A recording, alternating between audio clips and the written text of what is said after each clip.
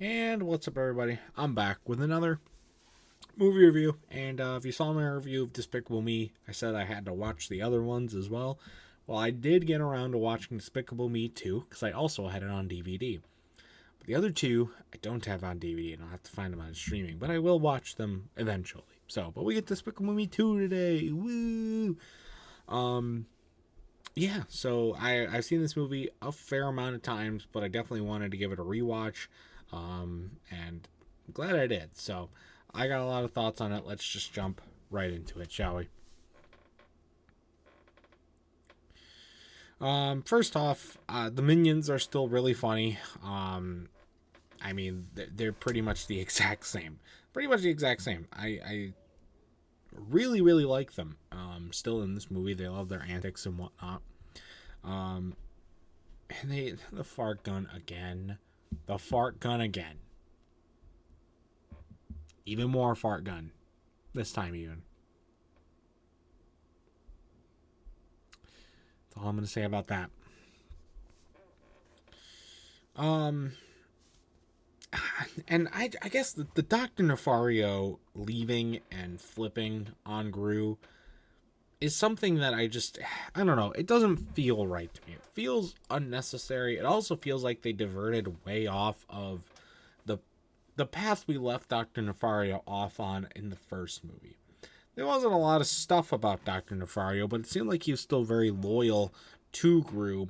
He was very, very loyal to the whole situation. He was good with the coming around arc of it from himself in the first movie. And then they just they just get rid of that. Barely even a half hour into the movie, they get rid of that whole arc. I mean, not even a half hour into the movie, they get rid of all that, and it just doesn't make a lot of sense to me. It does not make a lot of sense to me at all. It just doesn't feel right. It kind of just feels forced. Doesn't really make a whole lot of sense, and I don't know. I'm glad he came around again at the end, but also I felt unnecessary in the first place. Also, that I think her name's Jillian, the crazy girl that Gru goes on that date with, is voiced by the same person that voices Barb, Claudia the Chance of Meatballs too. And now that I've seen both of them, and I cannot stop correlating them, that is really, really weird. I just want her to hold out her hand and say, "You want a mocha latte? You want a soy latte? You want a latte, coffee, coffee, coffee, coffee, coffee, coffee." Ugh. Let's talk about that Cinco de Mayo party building. I would be very scared to be in that building, seeing that the cliff it's on is not even a third of the width of the building itself. Like, good, my God, who would want to be on that building? This could fall apart at any minute. There's also social distancing before it was cool. Gru was doing that funny thing.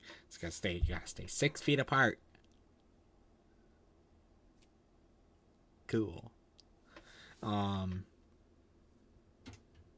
but also, I mean, let me talk about some other environments in the movie. The mall's really cool. Honestly, I like the look of the mall.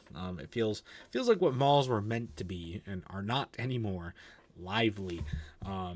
I like all the businesses in it and stuff, and the people are cool in there. Those cupcakes that they destroyed looked good, and they destroyed them all, which sucks. Really sucks. I also like the restaurant, the Mexican restaurant. That seems like a really cool, fun place to go eat food, and obviously he's the villain and whatnot, but it's still cool to oh wow, it's a nice restaurant. I also really like the guac hats. The guac hats are so cool. I'm not a big guac fan, so I probably put something else in the hat, but just the whole concept, just being able to rip a chip off your hat and dip. It would get weird though near the end. Would you have to start taking from the top part, or would you have to take or would you just have to get rid of it, or would they give you another chip and you just put it all in or something? I don't know. That'd be weird, but I don't know. It's a cool concept. So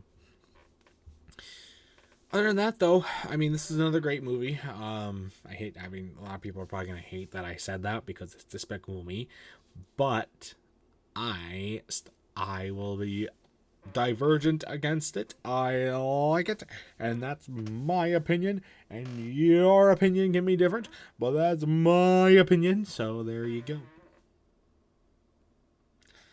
My final score for this movie, I'm going to have to give it a good 8 out of 10 again. Still a really good movie. Really good sequel, too. They do a lot of building. Other than Dr. Nefario, they do a lot of building off on other characters, as well as doing a good job at introducing new characters with the AVL and a love interest arc and sort of stuff.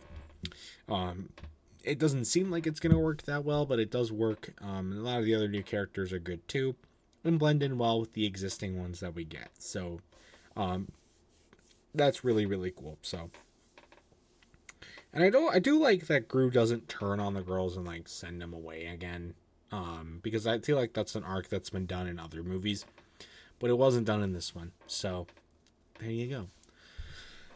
But that's gonna do it though for this review. If you've ever seen Despicable Me 2, I'd love to know your thoughts about it in the comment section down below.